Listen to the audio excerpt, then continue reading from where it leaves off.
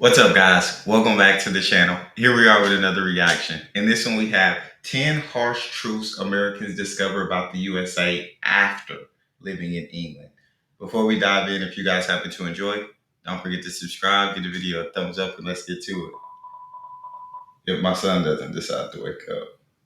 When Americans first dream of moving abroad, England often feels like the natural choice. There is no language barrier, the culture seems familiar from television and history books, and the lifestyle looks charming. But what most Americans are not prepared for is how that move abroad opens their eyes in ways they never imagined. When you live in England long enough, you start noticing not just the differences in culture and society, but also the harsh truths about your own country that you may have never questioned before. Today, I want to walk you through 10 of those brutal realities that Americans only discover after living in England. It is not about glorifying one place over the other. It is about shining a light on the comparisons that make you see your home country with fresh eyes, sometimes with pride, but often with disappointment and regret. The first harsh truth that hits many Americans is about healthcare. Back in the United States, it is normal to fear a hospital visit. People delay checkups because they worry about the bill. Even with insurance, the deductibles, co-pays, and surprise charges make medical care feel like a financial gamble. Then you live in England and suddenly realize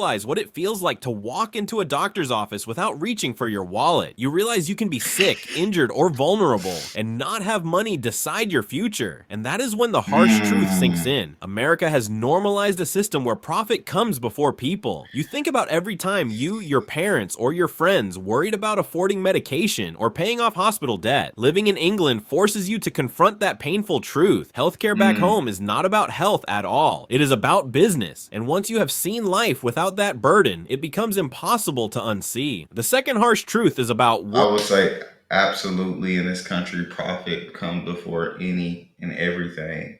And it's insane. It's an insane thing. Like health, yeah. I mean, I don't have to move abroad to know that our healthcare system is absolutely horrible, and getting sick almost means bankrupting yourself, and that's an insane thing. It doesn't make sense.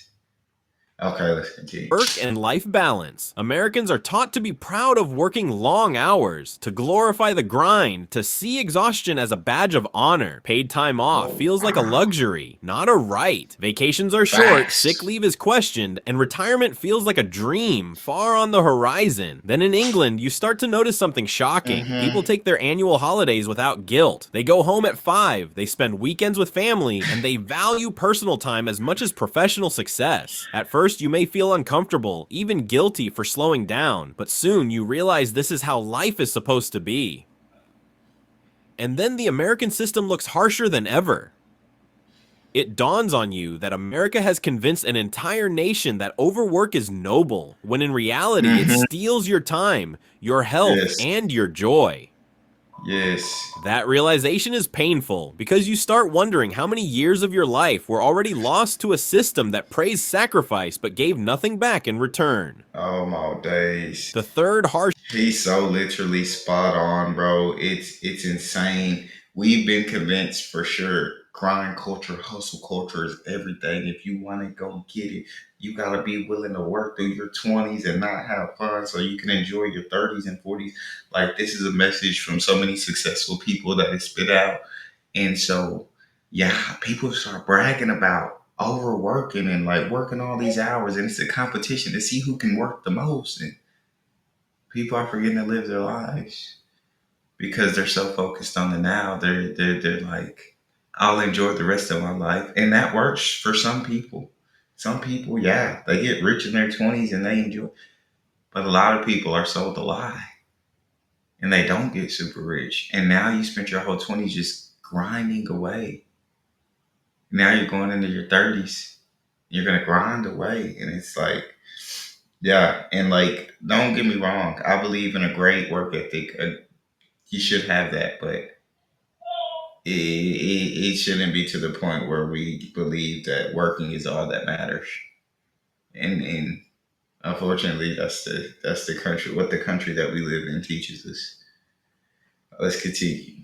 Truth reveals itself in education. In England, university is still expensive compared to some countries, but it is nowhere near the crushing burden that American students face. You meet people who Mm-mm. graduate without life-crippling debt. You see children attend good schools without parents bankrupting themselves to afford private options. And then you look back at America, where young people carry debts that follow them for decades, where education is a Mm-mm. privilege rather than a guarantee, where zip codes often Mm-mm. decide whether a child has a chance or not. It is in England that you realize how unfair the system at home really is. America prides itself on opportunity, but the truth is, opportunity is rationed. Education is not a ladder Ooh. anymore. It is a gatekeeper. That is a harsh truth, and it is one that many Americans cannot see until they step outside of it. The fourth harsh truth comes from simply Opportunity is ration. What a line. What a fact.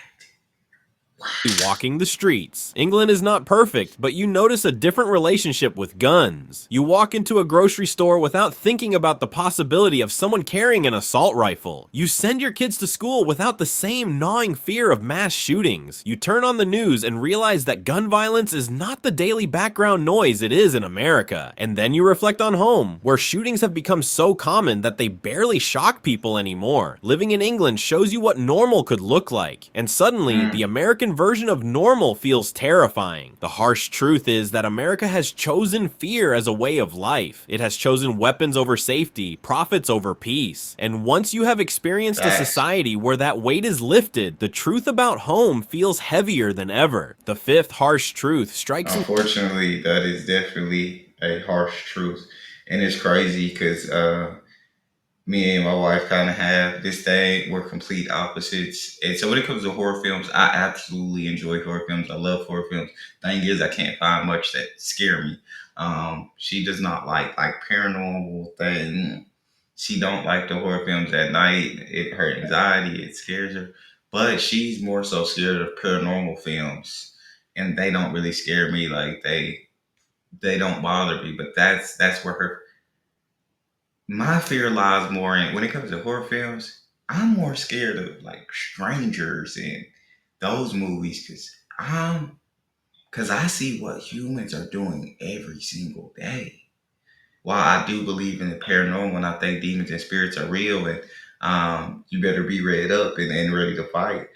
It's humans that scare me. I'm looking around like my surroundings and just kind of trying to take note of how everyone is. And so when he talks about that mindset, I swear I didn't used to have this mindset.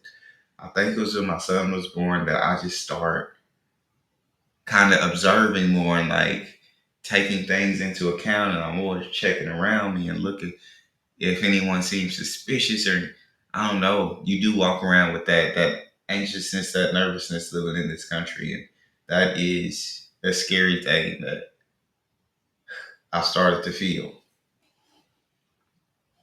something as simple as food. In England, even with its love of fried breakfast and fish and chips, you notice differences in quality. Portions are smaller, but meals feel fresher. Supermarkets carry Mm, products without a laundry list of chemicals and additives that are standard back mm. home. Slowly, your body starts to feel the change. You lose weight without trying, your digestion improves, and you realize that maybe it was never you. Maybe it was the system. The American food industry is built on speed, convenience, and profit, but not health. And that realization cuts deep because it means generations of Americans have been poisoned slowly by a system that never cared for them. It is not about Mm-mm. willpower, it is about an environment designed to make people sick. And that is a harsh truth that only becomes clear Agreed. when you live in a place where food feels less like poison and more like nourishment. The sixth harsh truth shows up in It does feel like the truth. And then, I mean, when the food makes you sick, what do you have to do? Go to the doctor, bankrupt yourself. It almost feels like it all works together in a system to drain as much money from your pockets as humanly possible. And that it feels like America's a machine that is just literally made to take and take and take. Um, and it seems like everything works in unison. community and social care. In England, even with its bureaucracy and imperfections, there is a stronger sense of collective responsibility. Neighbors look out for each other, the government provides social safety nets, and people do not automatically assume that if you are struggling, it is because you failed. Contrast that with Mm, America, where self-reliance is worshipped to the point of cruelty. Homelessness is rampant, mental health care is inaccessible, and needing help is often seen as shameful. Living in England makes you realize how ruthless American individualism really is. It sounds empowering on paper, but in practice, it leaves people abandoned. It creates a society where the strong survive and the weak are forgotten. That is a harsh truth to face when you see how even a flawed system in England still gives more dignity to those who fall on hard times. The seventh harsh truth reveals itself in yeah, age. I think I do like individualism to an extent, but I'm more so coming around to being community based, and I think yeah, I hate to see like families, children, mothers, fathers, people, just human beings, homeless, hungry. And a lot of these people, their stories, you don't know their stories. A lot of these people have lost a loved one, have lost a child, have lost somebody to where you don't just bounce right back from that. You can't just go right back to work. You can't just keep it moving. Unfortunately, the bills don't care about what happens to you, nothing. So things, situations like that, situations such as people were maybe living with someone they thought they could trust and depend on, spend their whole life with, and it ended and they were left with nothing. And there's so many different circumstances and situations. There are circumstances where people made certain decisions that led them there. But that doesn't make me feel any less for seeing them suffering. Um, I just feel like as human beings, you look at another human and see them in pain and suffering, and how can you be okay with that? In England, older citizens are not discarded in the same way. Healthcare supports them, pensions give them some security, and communities engage with them. You meet elderly people who travel, who socialize, who are not crushed by medical debt or poverty. And then you think about aging in America, where too many seniors work into their 70s, not because they want to, but because they have to. You think about people choosing between rent, food, and medicine. Living in England makes you realize that America does not honor its elders. It drains them, then leaves them to fend for themselves. That truth stings the most because one day every American will face it personally. The eighth harsh truth strikes in public spaces. Parks, transport, libraries, and town centers in England are often designed with people in mind, not just profit. Public buses and trains Mm. connect communities, even in smaller towns. Green spaces are everywhere, and slowly you begin to realize how privatized life in America has become. If you want to enjoy nature, you often have to pay for it. If you want to travel without a car, good luck. Living in England exposes just how much America has surrendered to corporations. Public life has been sold, and that is why so many communities feel empty, isolated, or neglected. That is a truth Americans only recognize once they live in a country where shared spaces are not a luxury, but a given. The ninth harsh truth comes in the way politics I and media absolutely agree. Bro, he's hitting every single one right on the money. And geez Louise, it's sad listening to it, living in this country, knowing that everything he's saying is true. Because I do love the USA, I do love it here, but there's just so many issues that are unsolved that have been issues for so long, and it's I don't understand it. shape daily life. In England, debates are still heated, corruption exists, and divisions run deep, but the constant storm of Yeah. outrage, the non-stop cycle of breaking news, and the sense of being permanently at war with yourself feels less intense. In America, every conversation is political. Every issue is framed Every as a battlefield. conversation. Living in England shows you what it Yes. feels like to step outside of that chaos. And then you It's look back so home and realize frustrating. America thrives on keeping its citizens divided and exhausted. That truth is harsh Oh because my. it shows that the system does not just fail Americans, it actively manipulates them. It feeds on division because Yes. unity would mean Yes. change. That is a truth you cannot unlearn. The 10th and perhaps harshest truth is about happiness. In England, even with gray skies, economic struggles, and cultural quirks, you start noticing something Americans rarely admit. Life feels less heavy. People complain, yes, but they live slower. They expect less stress. They do not measure worth purely by wealth. And then you realize that Mm, America, for all its dreams and promises, has built a culture where happiness is always conditional. You are told you will be happy when you get the yes. job, the car, the Yep. house, the Yep. promotion, the bigger house, the better healthcare plan, the higher salary. But in England, you see people content with simpler things. That truth shakes you to your core because it means America may not be the land of happiness at all. It may be the land of Hmm. endless chasing, where joy is always just out of Yes. reach. Living in Yes. England does not make you hate America. It makes you see it differently, with sharper eyes, with fewer illusions, and what you discover are truths you cannot escape. Truths about healthcare, work, education, guns, food, community, aging, public spaces, politics, and happiness. 10 harsh For truths sure. that Americans only recognize when they step outside of the system and live in a place that dares to do some things differently. It is not about England being perfect. It is about America refusing to admit its flaws. And once you have lived Thank that you. contrast, your view of Oh, home is never the same again. that was literally just spot on the money. Everything he was saying, my days was just ringing in my ears because it's so true. Yes, I was conditioned, bro, like to chase, constant chase. I always needed more. Always felt like I had to have more. Always felt like I didn't have enough. Always, and nowadays, don't get me wrong, I still want more. There's still that. But I look around now and I'm so thankful and I'm truly grateful and blessed that everything that I do have, like, I look around and I am happy. Like I said, I want more, but my days, like, I'm truly, truly, truly blessed, and I couldn't see that for so long because I was so busy chasing money, just constantly. I needed to survive, but when I look into my son's eyes, I could care less about how much money I have as long as I have enough to take care of him. That's all that matters. A humongous house, the best car, all of that, it doesn't move me anymore because he's